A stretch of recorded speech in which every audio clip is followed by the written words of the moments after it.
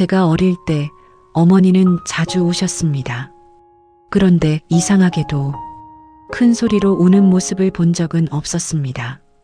항상 부엌에서 설거지를 하다가 빨래를 개다가 늦은 밤 베란다에 서 있다가 조용히 눈물을 훔치셨습니다.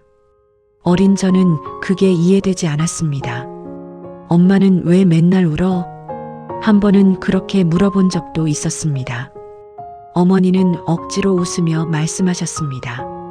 그냥 눈에 먼지가 들어갔어. 그 말을 믿었습니다. 그때는 몰랐으니까요. 우리 집은 형편이 넉넉하지 않았습니다. 아버지는 사업 실패 후 술을 자주 드셨고 생활비를 제대로 가져다 주지 못했습니다. 어머니는 새벽에는 식당에서 일하고 낮에는 마트에서 시식 아르바이트를 하며 저와 동생을 키웠습니다.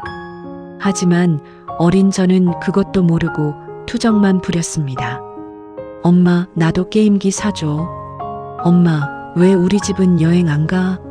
친구들은 다 새 운동화 신는데. 그럴 때마다 어머니는 미안하다는 말만 하셨습니다. 당시 저는 어머니가 능력이 없어서 가난한 줄 알았습니다. 철없는 생각이었죠. 시간은 흘러 저는 결혼을 했고 얼마 지나지 않아 아들이 태어났습니다. 그리고 그때부터 모든 것이 달라졌습니다.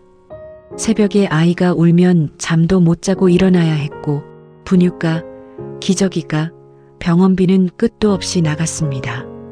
월급날만 기다리던 제가 어느새 통장 잔고부터 확인하는 사람이 되어 있었습니다.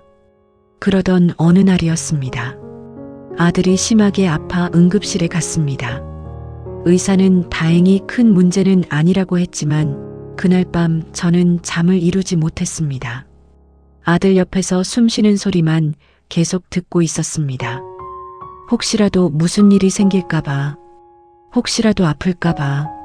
그 모습을 보던 아내가 말했습니다. 당신 울고 있어. 그제야 알았습니다. 제 눈에서 눈물이 흐르고 있다는 걸. 그 순간 갑자기 어머니 생각이 났습니다. 제가 고등학교 때였습니다. 늦은 밤까지 연락이 안 돼 어머니가 동네를 뛰어다니며 저를 찾았던 날.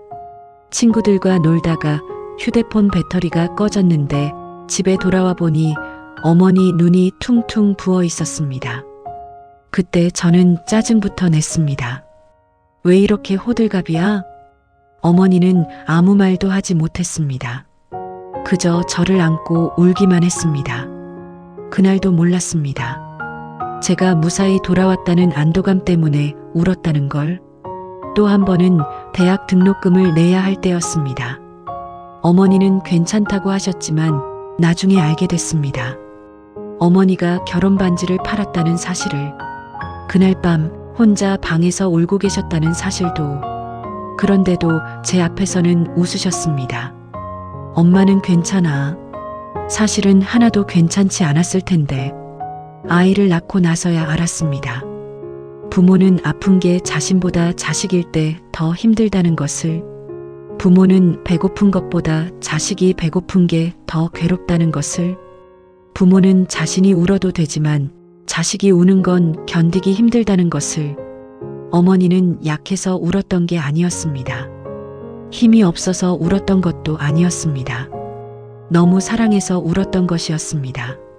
자식을 위해 참고 버티고 견디다가 아무도 없는 곳에서 몰래 울었던 것이었습니다. 몇 달 전 오랜만에 친정에 갔습니다. 어머니는 여전히 예전처럼 저를 반겨주셨습니다.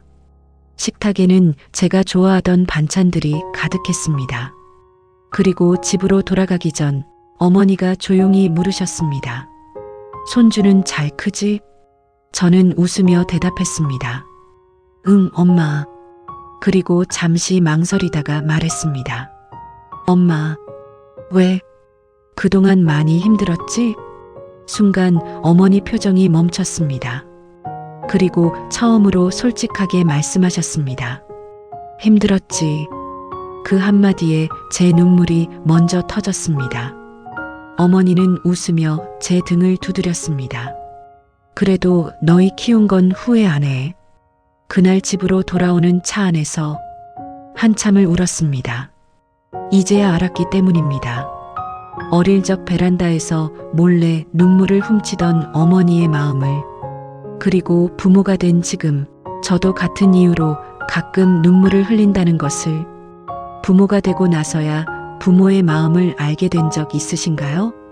댓글로 여러분의 이야기도 들려주세요. 사연집합소는 매일 가슴을 울리는 가족 사연을 전해드립니다. 구독과 좋아요 부탁드립니다. 지금까지 함께 해주셔서 감사합니다.